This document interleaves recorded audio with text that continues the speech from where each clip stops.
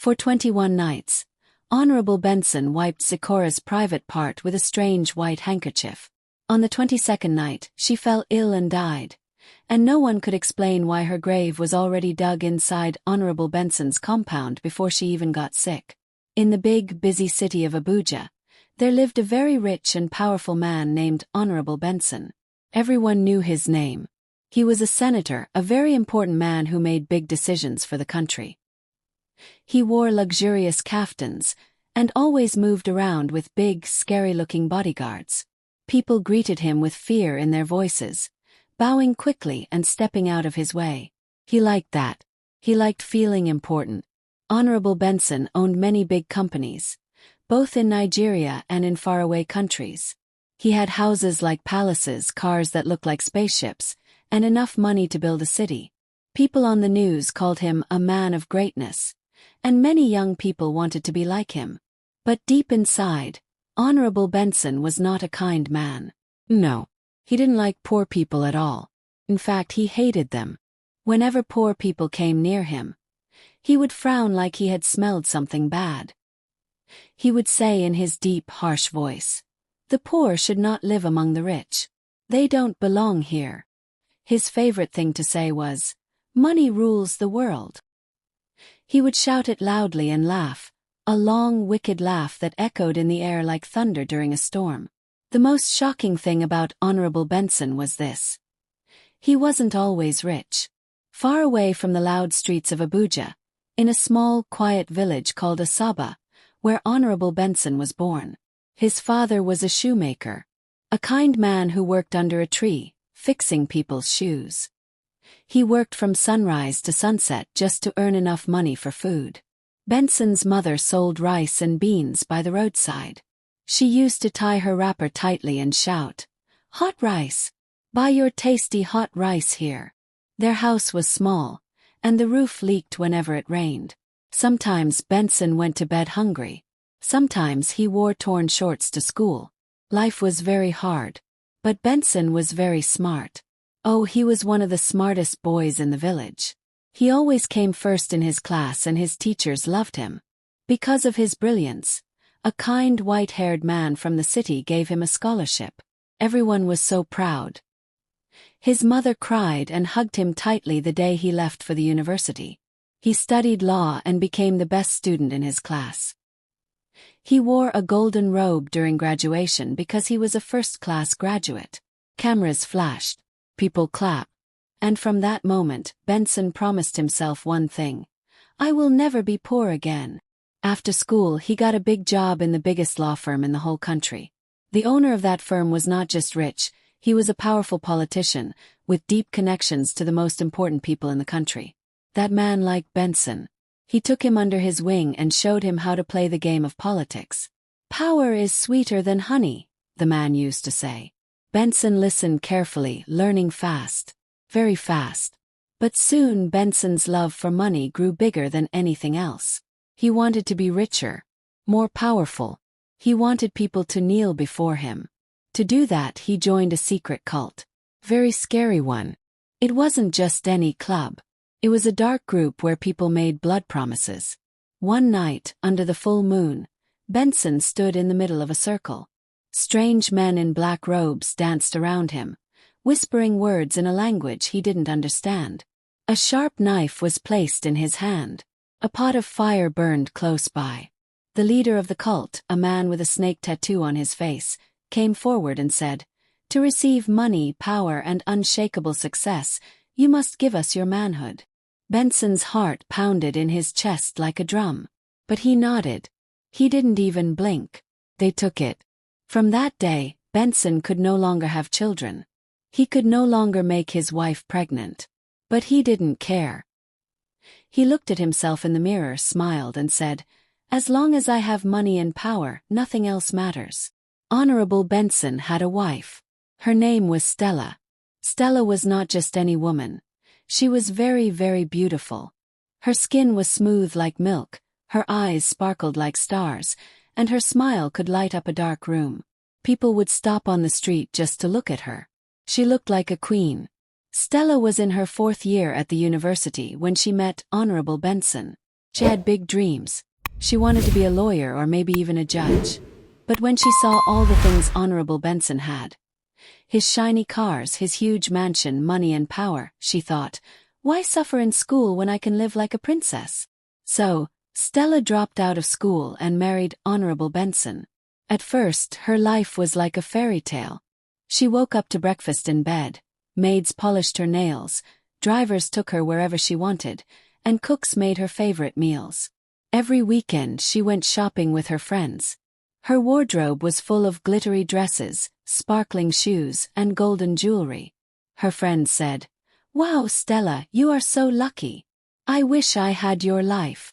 Stella would just smile and sip her juice. She went to Paris. She went to Dubai. She flew in airplanes like birds flying through clouds. She took photos by the beach, by the pool, by waterfalls.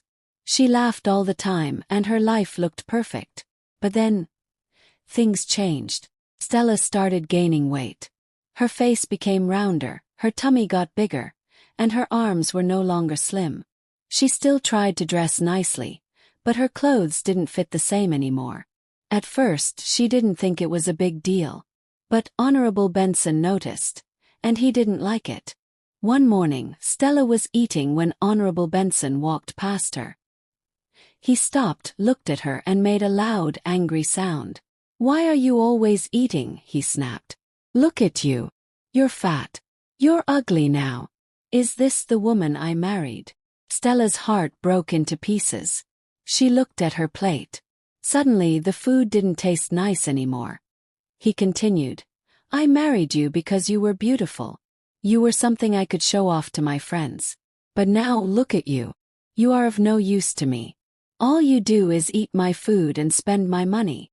He walked away, slamming the door. From that day on, things got worse. Honorable Benson stopped giving her money like he used to. He no longer smiled at her or held her hand. He stopped sleeping in the same room with her. The bed they once shared was now cold and empty. Stella lay awake at night, crying quietly so the maids wouldn't hear her. But they did.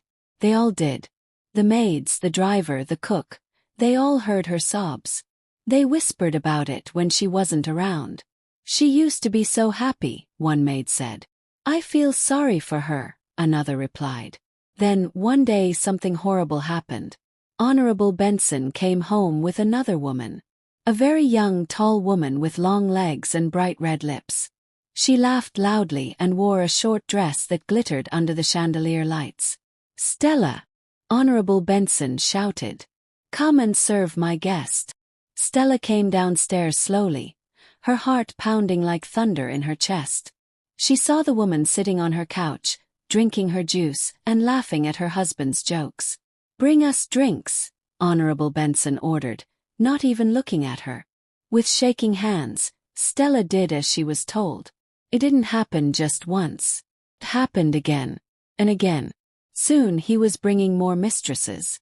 They danced in her living room. They used her swimming pool. And Stella, she served them like a maid. Sometimes, Honorable Benson would leave the house for days and not come back. Stella would sit by the window like a lonely bird, waiting. But he never called. She stood in front of her mirror one morning and couldn't believe what she saw. Her eyes had lost their shine. Her cheeks were pale.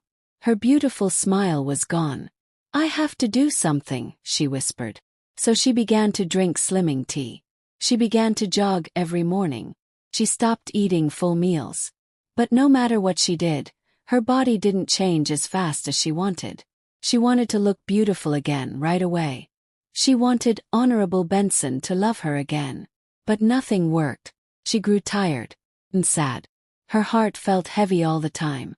Her friends, those same ones who once envied her, were shocked when they found out. "Stella," they gasped. "The Honorable's wife. The one who used to travel every month." They visited her and saw the sadness in her eyes. They saw the bruises on her arms, the way she flinched when someone raised their voice. "You have to leave this marriage," one friend begged. "This man is destroying you." Stella shook her head slowly. "I can't," she whispered. "I don't have enough money to live on my own. What will I do? What will people say? They will laugh at me. They will call me a failure. So she stayed. She wiped her tears. She kept pretending. And Honourable Benson, he didn't stop. He grew meaner, colder, louder. And every time Stella looked at him, her heart broke a little more. But she said nothing. She just endured it all. Because she believed she had no other choice. Because of his political career, Honourable Benson often visited his village, Asaba village. It was a peaceful place with dusty roads and tall trees. Even though Honourable Benson didn't really like poor people, he had to act like he cared about them. He called them the masses, but deep inside, he didn't think they were important. Still, he needed their votes during elections. So, every few months, he would pack his bags and travel to Asaba with his security men and long convoy of shiny black cars. When his cars entered the village, the villagers would run out, clapping and singing, "Honourable Benson, our hero, our helper, our hope." He would wave and smile at them, while the villagers danced and shouted his name. Then he would invite them to his house and give them money, big bags of rice, shiny wrappers, buckets, shovels and hoes for farming. He gave out scholarships to some children in the village, pretending to be kind and generous. But deep inside, Honourable Benson didn't care. He did all these things not from love, but because he wanted something back. He wanted their loyalty. He wanted them to always vote for him during elections. He wanted them to say, "That Honourable Benson is a good man." The villagers believed him. They trusted him. They didn't know what he was really like. They didn't know how he treated his wife at home. They didn't know the kind of life he truly lived. In Asaba village, Honourable Benson had a very big house. The house was so big and beautiful that villagers would often stop just to stare at it. The fence was tall and smooth, painted white and gold. The gate was black and shiny. Flowers lined the front yard, and the roof sparkled in the sun. People called it the palace. And in that house, working as the gatekeeper, was a man named Chakuma. Chakuma had been Honourable Benson's gateman for many years. He was humble and honest. His uniform was always neat, and he always greeted visitors with a smile. Chakuma lived in a small hut with his wife Oluchi and their daughter Zikora. Oluchi was a well-known woman in the village. She sold roasted corn by the roadside. Every day, the smell of her corn filled the air, and people would stop by to buy from her. She was friendly and hardworking, always wearing a cheerful smile even though she didn't have much. Chakuma and Oluchi didn't have a lot of money, but they had love. They loved each other deeply, and they loved their only daughter Zikora with all their hearts. Zikora was the most beautiful girl in all of Asaba village. People said her beauty could stop the rain. Her eyes were like shiny stones, her skin glowed like fresh palm oil, and her voice was soft like music. But Zikora wasn't just beautiful, she was kind. She was respectful. She worked hard and never complained. Every day, she helped her mother roast and sell corn by the roadside. She swept their small home, fetched water and washed clothes. Even though she had finished secondary school, she couldn't go to the university because her parents had no money. One hot afternoon, Honourable Benson was sitting in the courtyard of his big mansion. He was sipping cold juice while reading a newspaper. Just then, someone came to the gate. It was Zikora. She was holding a food flask and a bottle of water. She had come to bring lunch to her father, Chakuma, who was on duty at the gate. "Papa, here's your food," she said softly, smiling at him. Chakuma smiled back. "Thank you, my daughter. God bless you." Honourable Benson, sitting far inside the courtyard, looked toward the gate and saw her. His eyes followed her every step. "Who is that?" he thought, his mouth slightly open. Zikora didn't notice him. She gave her father a warm hug and began walking away. Honourable Benson's eyes followed her until she was gone. He stood up slowly and called out, "Chakuma." Chakuma rushed in quickly. "Yes, sir. That girl who just brought you food. Who is she?" Chakuma smiled with pride. "Sir, that is my daughter. Her name is Zikora." Your daughter? Honorable Benson repeated, surprised. Yes, sir. She's very beautiful. Thank you, sir, Chakuma said, beaming. Honorable Benson looked at him for a moment, then waved his hand. Go back to your post. Chakuma bowed and left. Honorable Benson remained standing, his mind full of thoughts. She is so beautiful, he thought. If only she were from the city. If only she were not the daughter of my gateman.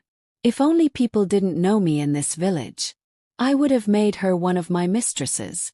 Honorable Benson drove back to Abuja that day, his mind full of deep thoughts. The tall buildings, the noise of cars, and the bright city lights didn't matter to him.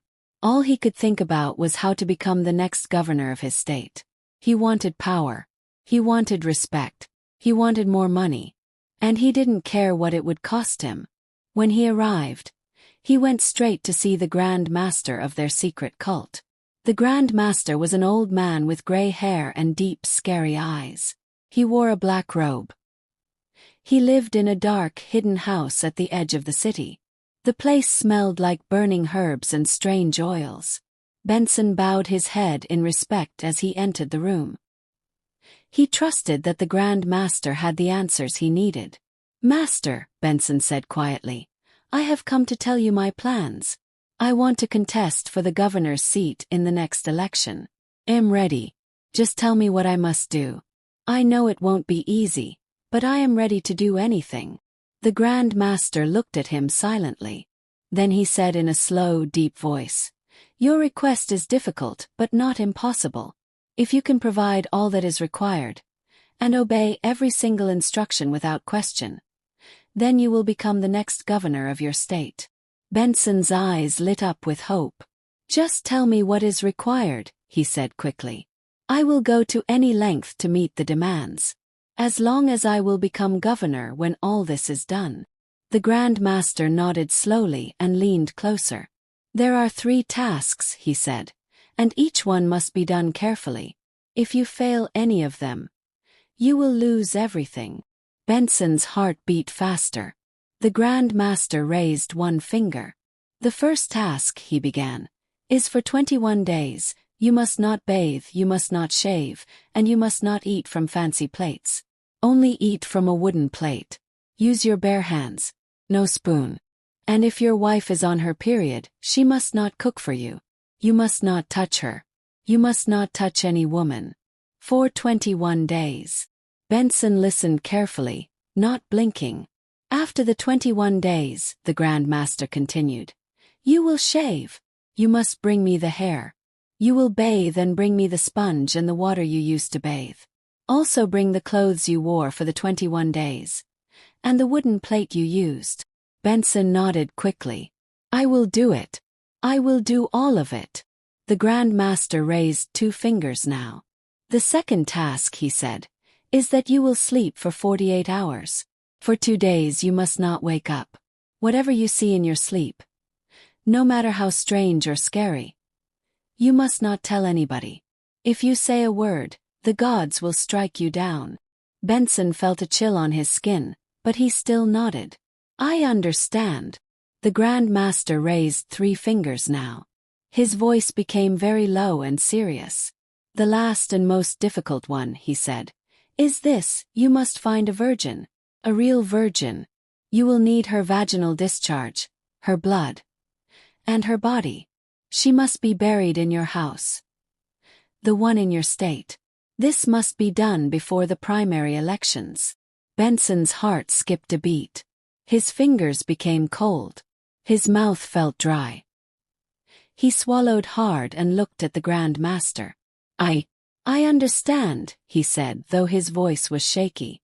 I will do it, no matter how hard. I must become governor. The Grand Master gave him a long, slow look, then nodded once. That night, Benson returned home with a heavy mind.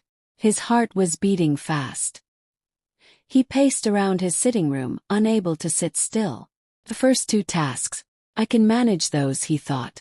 I just need to stay dirty and quiet for a while. He took a deep breath. But the last one, the virgin, where will I get one? He rubbed his head and sat down. His legs were shaking. He thought and thought. Then an idea came to him. He picked up his phone and called a woman. She was one of the ladies who usually brought girls to him whenever he needed company. She had helped him before, and he trusted her.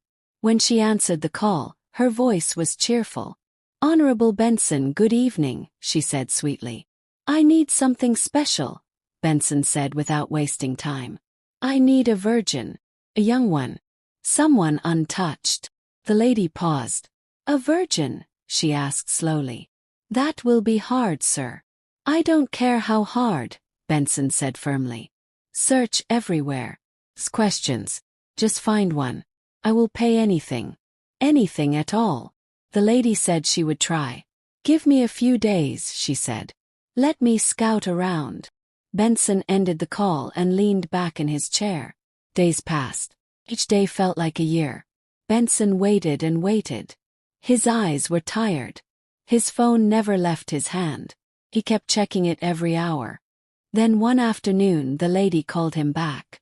"Sir," she said sadly. "I'm sorry. I've searched everywhere. I don't think I can find a virgin for you." Benson's heart sank. He stood up slowly, his hands shaking. He threw his phone on the chair and shouted, "No. I will not give up. I must become the next governor. I must." He began pacing again, his mind running wild. "I will keep searching," he told himself. "I will search high and low. I will not stop until I find a virgin." The hunger for power burned inside him like fire. Nothing else mattered. Not the danger. Not the cost. Not even the life of an innocent girl. Only power. And he was ready to go to any length to get it. One evening, Honourable Benson was taking a walk in his estate when he suddenly remembered Zikora, his gateman's daughter in the village. The image of her soft, innocent face flashed in his mind. Her eyes were pure, like untouched water from a fresh stream. He stopped walking and looked up at the darkening sky. "She may be a virgin," he muttered to himself. She looked too innocent. Then, slowly, a wicked idea began to grow in his mind. A smile, dark and twisted, crept across his face. "If she is a virgin," he whispered, "I must marry her. That is the only way she will agree to lay with me. And I can carry out the assignment without suspicions." He nodded to himself. "I must travel to the village tomorrow." The next morning, he dressed in a fine white senator outfit, entered his black SUV and off he went, speeding down the road toward Asaba village. When he arrived, he didn't waste time. He called Chakuma, his gateman. "Chakuma," he said, "come and meet me at the village rest house. I want to ask you something important." Chakuma came quickly. He bowed slightly. "Good morning, sir." Honourable Benson leaned forward, his voice low and sharp. "Is your daughter Zikora still a virgin?" Chakuma froze. His mouth opened but no sound came out. "Why, yes, sir," he stammered. "Zikora has never been with a man." Honourable Benson smiled in a way that made Chakuma's skin crawl. "Good. I want to marry her."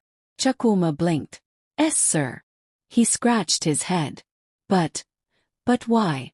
You already have a wife." Honourable Benson's smile disappeared. He put on a serious face and said, "I have been married to Stella for years, and she couldn't bear me children. I want to marry a woman who can give me children." He lied so smoothly that even the wind stopped to listen. Chakuma lowered his eyes. "I will speak with my wife and daughter and get back to you, sir." As he turned to leave, Honourable Benson called out, "Chakuma, I will change your life and that of every member of your family if Zikora agrees to marry me. I will take you out of poverty. I will send your daughter to school." Chakuma nodded slowly. He left the rest house with a heavy heart. That night, he sat quietly by the fire outside their hut. His wife Oluchi roasted corn over the flames. He looked at her and sighed deeply. "Oluchi," he began, "Honourable Benson wants to marry our daughter." The corn almost fell out of her hand. Zikora." "Yes," Chakuma replied. He said he wants a child. He said he will send her to school. He also promised to take us out of poverty. Oluchi's eyes lit up. She dropped the corn and clapped her hands. This is good news, she said with excitement. Why not? Zikora can marry him and make our lives better. But he's too old, Chakuma said. And he already has a wife. Oluchi waved her hand in the air. Age is just a number. The most important thing is that he's rich and can take care of our daughter. Do you want to die poor? Are you not tired of suffering? Chakuma didn't speak. Oluchi came closer. Listen to me. This is our only chance. I will talk to Zikora tomorrow. She must marry Honourable Benson. This is our ticket to wealth, and we must not miss it. The next morning, Zikora returned from the stream with her clay pot on her head. The sun was rising, painting the sky orange. Her feet were dusty, and her arms were wet from the cool stream water. Oluchi was waiting at the door. Zikora, she called. Come inside. I want to talk to you. Zikora entered the hut and sat on a mat. Oluchi came and sat beside her, holding her hands and looking deep into her eyes. Her voice softened. Zikora, my daughter. You know I love you so much and I want only the best for you. Zikora smiled and nodded. I know, Mama. I have a request, Oluchi continued. And if you truly trust me as your mother, you will not turn it down. Zikora looked at her mother with curious eyes. You know I will do anything for you, Mama. Oluchi took a deep breath. Honourable Benson wants to marry you. Zikora's eyes grew wide. Her heart skipped a beat. But, Mama, he is too old for me. And he already has a wife. Oluchi held her hand tighter. Age is just a number, my daughter. His wife cannot give him children. That is why he wants you. He said he will send you to school. You will live in a big house. You will wear fine clothes. You will eat good food. Zikora, do you know how many girls will want to be in your shoes right now? Zikora's lips trembled. She looked down at her bare feet. I don't know, Mama. I am your mother. I will never deceive you, Oluchi said. Her eyes were shining with hope.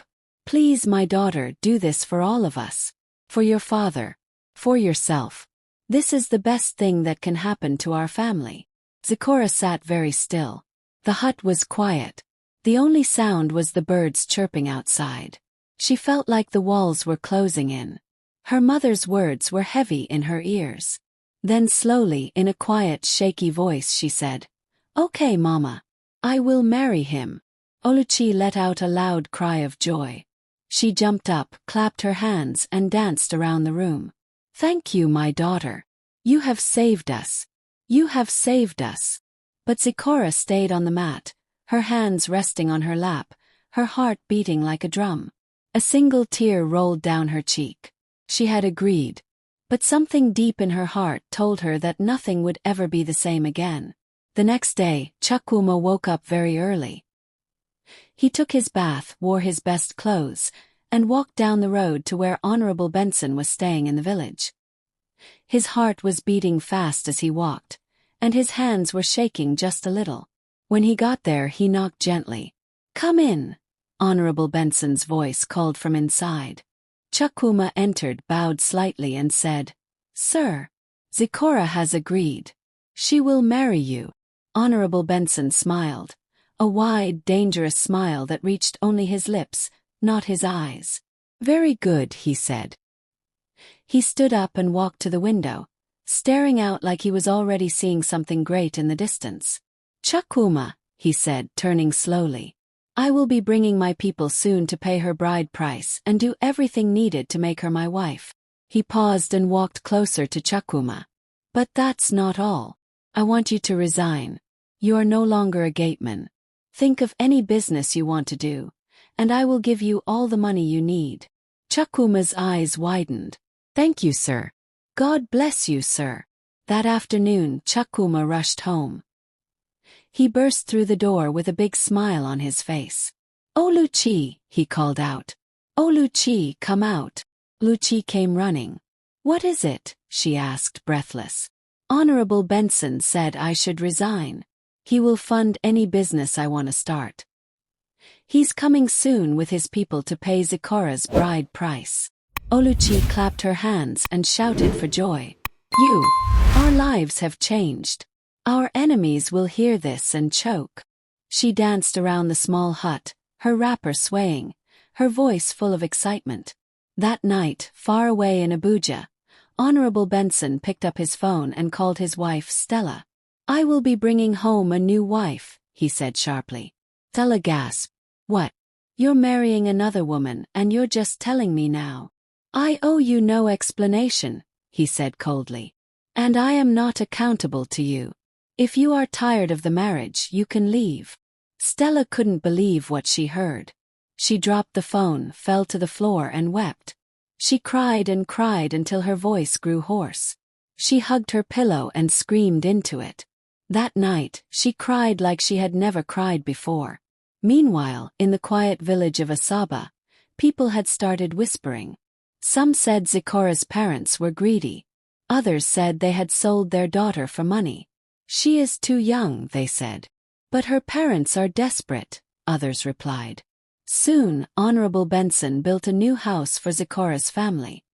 He opened a large restaurant for Oluchi in the middle of the market. People came to eat hot meals and buy soft drinks. He even gave the family monthly allowances. Some villagers clapped for them. Others shook their heads and kept gossiping. A few market days later, Honourable Benson returned with his people. They came in big cars and brought yam, drinks and gifts. There was a small ceremony, and everyone clapped and danced. Then he took Zikora away from the village. Her face was blank, like someone who was no longer sure of anything. They arrived in Abuja the next morning. When Stella saw Zikora, she forced a smile. "Welcome," she said stiffly. Zikora smiled gently, her eyes tired. That evening, Honourable Benson went to meet the Grandmaster in a dark room filled with smoke and strange objects. The Grandmaster gave him 21 white handkerchiefs. "For every night you lie with her," he said slowly, "clean her with this. Keep each handkerchief safely. On the 21st day, bring them all to me." Honourable Benson nodded without a word.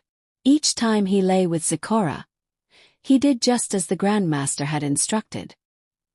He wiped her gently and locked each handkerchief in a black wooden box. Zikora began to look weak. Her eyes lost their shine. Her smiles faded. Then, on the 21st day, Honourable Benson dressed in black and drove to the Grandmaster's shrine. He handed over the box of stained handkerchiefs. The Grandmaster smiled darkly. "Now bring me her blood." That night, Honourable Benson added something to Zikora's drink. Zikora drank it and soon slept deeply, her chest rising and falling slowly. Then he called his private doctor. The doctor came with a needle and gloves.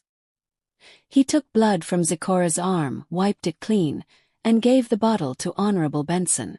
The next morning Zikora didn't wake up. Her skin felt cold. Her lips were pale. Her body was still. She had died. There were loud cries. News of Zikora's death spread like wildfire. In the village, people whispered again. "Maybe they used her for rituals," someone said. "She was too young to die," another said. Her mother Oluchi could not take it. She tore her clothes and rolled on the ground. She shouted Zikora's name again and again. Her hair scattered. Her voice cracked. She started laughing and crying at the same time. Oluchi had gone mad. Zikora was laid her to rest in Honourable Benson's house in the village. He wore black clothes and stood by her grave holding flowers, his face long and sad. But deep down he was smiling. He had completed the task. Zikora was gone. He had done what the Grandmaster wanted. Now, nothing stood between him and the governor's seat. Soon his posters appeared everywhere. People shouted his name in the streets. He walked like a king, smiling at the crowd, shaking hands. But behind his smile was darkness.